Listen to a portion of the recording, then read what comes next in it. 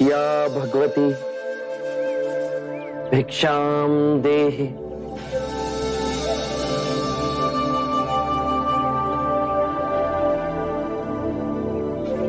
बुद्ध, बुद्ध, जल्दी चाहिए, नहीं तो अनर्थ हो जाएगा। अहिंसक को लोग मार रहे हैं। मारो मारो मारो मारो मारो इसको, उंगली मार, अपने आप भिक्षु का चोला पहन भिक्षु समझता है। मारो जब तक इसकी प्राण नहीं निकल जाती।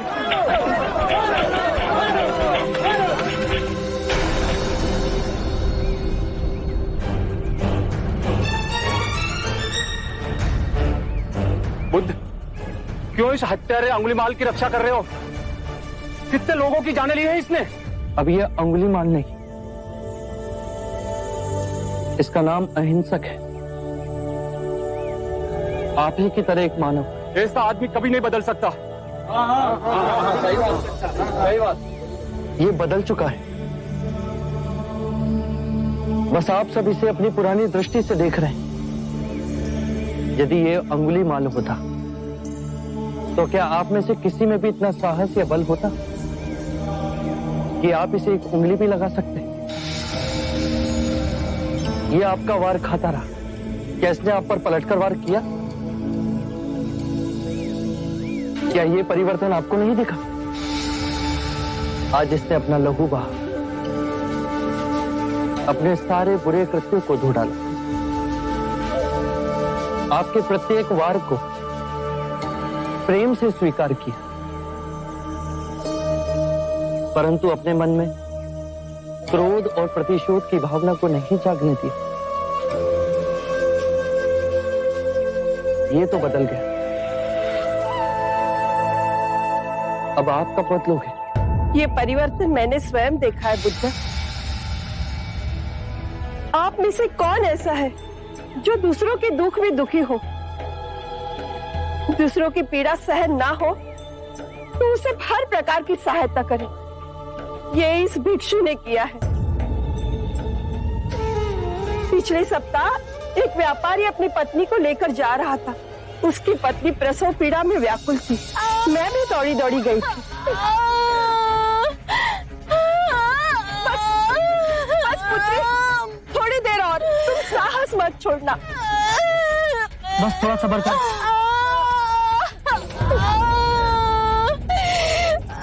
ये कैसे चित? हे प्रभु, इस घने वन में कौन हमारी सहायता करेगा?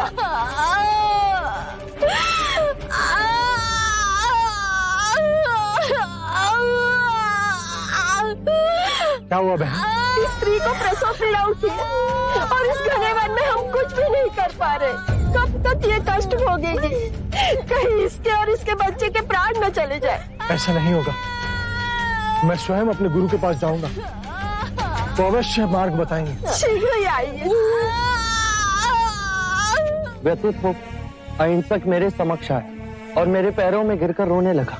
शक्य मुनि, एक स्त्री गहन प्रसव पीड़ा में, उन्हें कुछ हो गया तो आप ही कुछ ऐसा मार्ग बताइए जिससे मैं उन दोनों की रक्षा कर सकूं। दौड़ के जाओ और उससे कहो, बहन, जिस दिन से मेरा जन्म हुआ है मैंने जानबूझकर किसी भी प्राणी को कष्ट नहीं पहुंचाया, हानि नहीं पहुंचाई। मेरे सत्कर्म तुम्हारा सुरक्षा कवच बने, आपकी और आपके शिशु की रक्षा करें। ये तो झूठ होगा प्रभु। सत्य तो ये है कि मैंने आज तक बहुत से प्राणियों को कष्ट पहुंचाया है। अगर मैंने ऐसा कहा तो वो माता और शिशु तुरंत ही प्राण त्याग देंगे। तो तुरंत जाओ और स्त्री से कहो कि जिस दिन से मेरा धर्म में पुनर्जन्म हुआ है उस दिन से मैंने किसी भी प्राणी को कष्ट नहीं पहुंचाया, हानि नहीं पहुंचाई।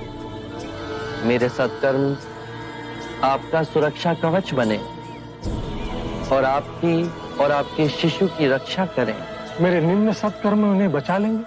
अवश्य। ये तुम्हारी अपनी कमाई है, या तो इसे तुम स्वयं के लिए बचा के रखो या किसी पराये के लिए त्याग कर दो। अपने कमाए सत्कर्म को किसी पराये पर न्योछावर करने के लिए अहिंसक ने एक क्षण नहीं सोचा। धीरज, हे भगवान सहायता कर हमारी। थोड़ी देर और बच्चा, बस पुत्री। बहन, जिस क्षण से मैं भिक्षु बना उसके पश्चात मैंने कोई ऐसे कर्म नहीं किए जिससे कोई प्राणी को हानि पहुंचे या कोई कष्ट पहुंचे। मेरे सत्कर्म आपके लिए सुरक्षा कवच बने, आप दोनों की रक्षा करें।